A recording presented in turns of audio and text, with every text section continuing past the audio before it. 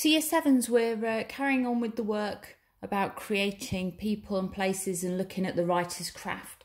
And today we're looking at an extract about the character of Scrooge, who appears in the story The Christmas Carol by Charles Dickens. And as it says here, we're going to be looking at the use of adjectives and similes by Charles Dickens. So let's have a read through of this extract. There will be some words in here that you don't understand. It was written a long time ago. We've got the word bank at the side, but we'll just go through it to make sure we're understanding what's happening. Oh, but he was a tight-fisted hand at the grindstone, Scrooge. A squeezing, wrenching, grasping, straping, clutching, covetous old sinner. Hard and sharp as flint, from which no steel had ever struck out generous fire. Secret and self-contained and solitary as an oyster. The cold within him froze his old features, nipped his pointed nose, shrivelled his cheek, stiffened his gait, made his eyes red, his thin lips blue, and spoke out shrewdly in his grating voice. A frosty rime was on his head and on his eyebrows and his wiry chin. He carried his own low temperature always about with him. He iced his office in the dog days and didn't thaw it 1 degree at Christmas. External heat and cold had little influence on Scrooge. No warmth could warm, no wintry weather chill him. No wind that blew was bitterer than he, no falling snow was more intent upon its purpose, no pelting rain less open to entreaty. Foul weather didn't know where to have him. The heaviest rain and snow and hail and sleet could boast of the advantage over him in only one respect. They often came down handsomely, and Scrooge never did. So if we just have a look at some of those words that we've got in red that are in the word bank. So we've got the word covetous on the second line. It tells us covetous means envious of other people's possessions. So he wants to have what other people have got. Line 6, we've got the word gait, spelt G-A-I-T. When we've got the word gait spelt like that, it means their way of walking. So if you say somebody's got a springy gait, and it's spelt G-A-I-T, it means sort of they bounce up and down as they walk. Lines 7 and 8, you've got the phrase frosty rime. A frosty rime was on his head. And as we can see from the word bank, it just means white hair. So it's describing the colour of Scrooge's hair and also on his eyebrows and his wiry chin. And on line 10, he iced his office in the dog days. Dog days are hot summer days, but he iced his office in the dog days. So he tries to make it feel cold, or has it the idea that he gives it a cold feeling because he's a bit of a cold, mean, miserable man.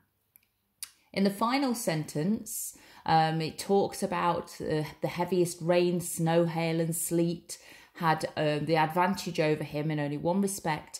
They often came down handsomely, and Scrooge never did. And we've got two meanings for came down handsomely. Either fell heavily, meaning thinking about the rain and the snow, so falling heavily, but also meaning that they give money generously. So two meanings to that phrase, and Scrooge never gave money generously. What I'd like you to do before we go any further is just to pause here and give yourself really quickly about 3 to 4 minutes just to sketch what you picture Scrooge's face looks like from that description. So look again at the section from lines 5 down to about line 8. So the cold within him froze his old features, nipped his pointed nose, shrivelled his cheeks, stiffened his gait, made his eyes red, his thin lips blue, and spoke out shrewdly in his grating voice. A frosty rime was on his head and on his eyebrows and his wiry chin. Have a go at sketching what Scrooge looks like. As I say, do that really quickly. Don't spend ages on it, 3 or 4 minutes. And then I'm going to show you a picture and see if yours looks similar. Okay, so this is one image of Scrooge, but we can see we've got that white hair coming down at the sides. He's not got any on his chin. Here it describes in that extract we've just read that he'd got hair on his chin, but you've certainly got that wiry white hair on his eyebrows, that pointed nose, red eyes, so they're sort of red rimmed, aren't they, making him look miserable. So quite a good image. Hopefully yours looks a little bit similar to that. So let's see what we're going to do then. So adjectives, words that tell us more about someone or something. They're describing words. We all know that, hopefully. So from that extract, and you will need to rewind and have a look at the extract again, find the adjectives in the following phrases about Scrooge. So actually you don't need to rewind for this bit because we've got the examples here. So what I'd like you to do is just pick out the adjective from these phrases. So his old features, his pointed nose, his thin lips, and his grating voice. Pick out the adjectives from each of those. You can just write down the words. Choose different adjectives now to describe a happy kind of man. So you need to put in an adjective here that will make him sound happier. So just to go through some answers for activity 4A, old, pointed, thin and grating are the adjectives. In part 2, you might have had something like his kind features, his smiling lips, his happy voice. So they're the sort of things that make him sound a much more jolly and happy kind of character. Okay, so Dickens uses several adjectives together to emphasise how unpleasant Scrooge is. I want you to copy out the following sentence and underline the adjectives. So we've got a squeezing, wrenching, grasping, scraping, clutching, covetous old sinner. So copy out that sentence and underline the adjectives.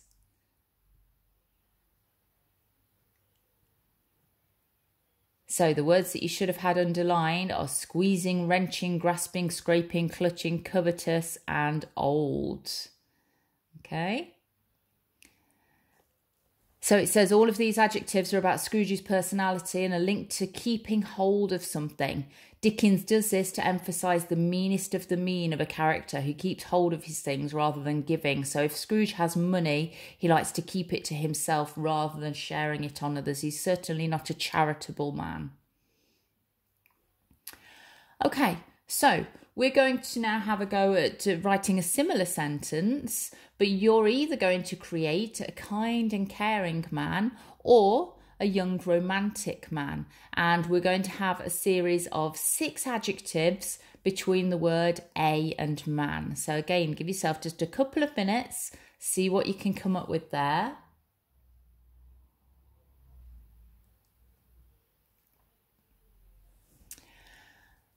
Okay.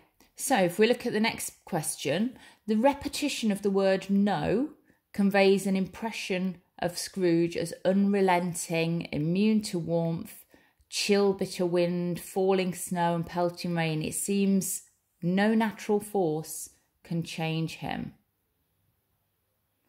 Let's have a look at some similes then. So sometimes a writer will compare a person to a thing. This helps the reader to imagine what the person is like. It's called a simile. Dickens uses 2 similes to describe Scrooge. So we've got hard and sharp as flint, from which no steel had ever struck out generous fire, and then secret and self-contained and solitary as an oyster. It says to understand these similes, you need to think about flint and oyster. Complete these sentences using the words from the word bank below. So flint is very something and sharp something, which will produce something if struck with something. An oyster grows on its something in a something on the seabed. It can be worth a large amount of something.